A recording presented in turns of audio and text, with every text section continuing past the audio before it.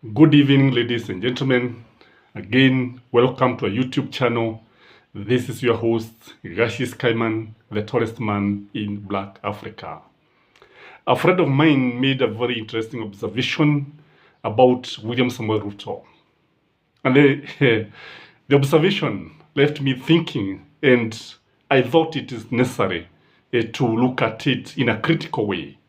The observation was that William Samuel Ruto does not like working with experienced politicians. William Samoei Ruto loves working with greenhorns. He gave examples of people like Kipchumba Murkomen, Dede Nyoro, Kimani Ichung'wah. All these guys who work with William Samoei Ruto are greenhorns. But he doesn't like working with people like Isaac Ruto, the former governor of Isaac Ruto alikuwa governor wa kule Rift Valley country, I forgot the name, and people like Kiraito Murugi, the former Meru governor, people like Kabogo, people like Waitito. And by the way, Waitito made also the same remark on a Kikuyu national TV, that is Inoro, when he was being interviewed. And I was left asking myself, why does he prefer working with greenhorns than experienced leaders? Because when you look at Mwai Kibaki preferred working with experienced leaders. The same case applies to William Samoei Ruto, Uhuru Muigai Kenyatta. But William Samoei Ruto has found it very, very necessary to work with people who are not experienced. So what could have motivated William Samoei Ruto to prefer greenhorns as compared to people who are experienced in statecraft? The first thing, in my view, is that William Samoei Ruto hates competition. He fears competition. He doesn't love it. Because if you bring somebody like Kiraito Murugi Pale, if you bring somebody like Kabogo Pale, these are going to compete with him in terms of influence, in terms of ideas, and so many things. And again, these are people who knows a lot about the government. Wanajua mashimo yako wapi, wanajua mitego iko wapi, and wanajua wakati ambapo wanategwa. But the greenhorns don't know much about statecraft. That is why they always sing, that is why they always clap. Even when the Doyen is drinking water, wanampigia makofi, they cannot ask him any question, and they cannot compete with him. If, for example, if you look at Mount Kenya, one thing is very clear, that William Samoei Ruto is like, he is the kingpin of the mountain, and nobody can challenge him in the mountain.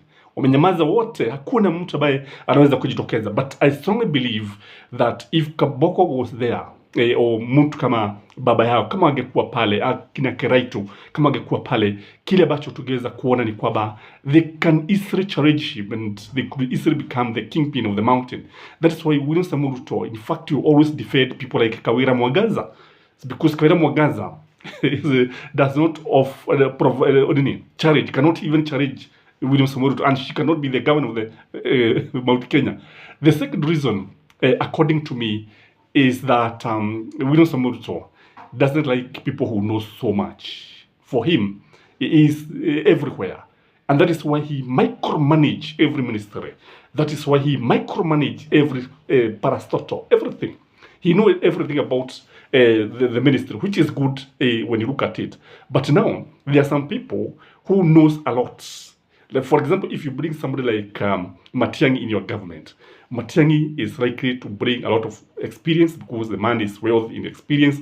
It's likely to bring all the technical knowledge that is expected in various ministries in the respective areas.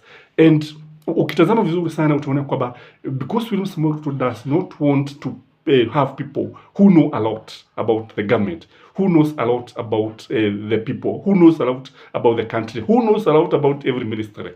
And you see, he prefers greenhorns. And that is why it's just a matter of time before they collide with Moses Kuria, because Moses Kuria is trying to overshadow him. Moses Kuria utamwona hapa na pale akijaribu kusema hivi. Remember wakati ambapo alikuwa anazunguka kutoka sehemu moja hadi bahari nyingine, talking about the aggregation whatever, kila mahali, and within no time he was moved to a very to a less influential ministry. So he doesn't like such people. And Moses Kuria, if you keep all this video, remember, I want you to remember this video, that because I know it's just a matter of time before they crash with Moses Kuria. Again, these guys, the experienced guys, are very wealthy. People like Haron Mwau are very wealthy. People like Kiraito Murugi are very rich. People like Kabogo are very rich. So William Samoei Ruto likes dealing with the people who don't have a lot of money, such that, you know, mtu ambaye ana pesa, hakuna mambo mengi ambayo unaweza kumwambia, hakuna nini hogwa, hakuna hana tamaa ile ambayo inaweza kuwa na mtu ambaye hana chochote. And that is why when you look at William Samoei Ruto's cabinet, they are stealing from left, center, they are stealing anything. They are not leaving anything. That is why unaona ukiwatazama baadhi yao, you see they are wearing golden watches. They are wearing golden rings. Ukienda wengine utaona kwamba wananua majuba ya kifahari, kwa sababu hapo beleni hawakuwa na mali nyingi. And sasa ukitazama vizuri sana, kwa sababu hawakuwa na mali nyingi, they fight now, they have to be royal. They remain loyal in the government, they remain loyal to the president, because they want to be allowed to stay in government so that they can continue amassing a lot of wealth. Again, the guys with a lot of experience, and the same people like Kiraito Murugi, they can influence so many things. They can influence people, they can influence policies, they can even influence international community, because the fact that they were there. Tuseme kwa mfano Kiraito Murugi alikuwa katika serikali ya Kibaki, alikuwa pale justice whatever minister, na vile vile tukamwona akiwa na watu ambao wanajuana, because he traveled to so many countries. And then he was also the governor of Meru, I think for 10 years. So such a person is likely to be very, very influential. Such a person is likely to influence the police, is likely to influence the locals, is likely to influence the international community. So that is why he prefer working with people like Oscar Sudi, who are not known beyond their villages, who are not known outside the newspaper that we read news. Again, when you look at it, William Samoei Ruto fears a fallout. If there's a fallout between Moses Kuria and William Samoei Ruto, you can be assured that it's going to take toll on the Mount Kenya votes. If, for example, when nani yako pale, if they fall with Oscar Sudi, hakuna chochote ambacho kitasikika. If there's a fallout between Kimani Ichung'wah and William Samoei Ruto, sio mengi yatasikika. But if Kabogo was in the government, and there's a fallout between Kabogo and William Samoei Ruto, you can rest knowing that, you can be assured that it will have a major impact, and it will be felt far and wide.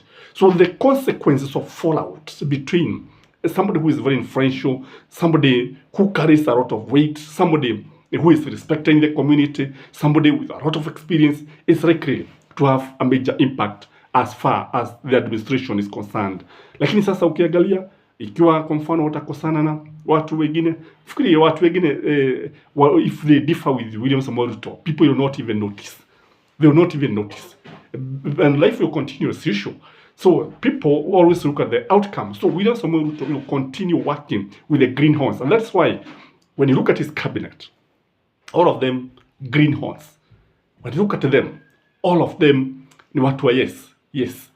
Even the people who have been appointed in parliament, like now the leader of majority, look at the Senate, the same thing, the chief whip. When you look at all these guys, they are not experienced, they are not competent, they are not people with a lot of wealth, and this is deliberate. They have been put there just to ensure that William Samoei Ruto remains the boss, because he doesn't like to be challenged, because he doesn't like people who will go beyond their villages.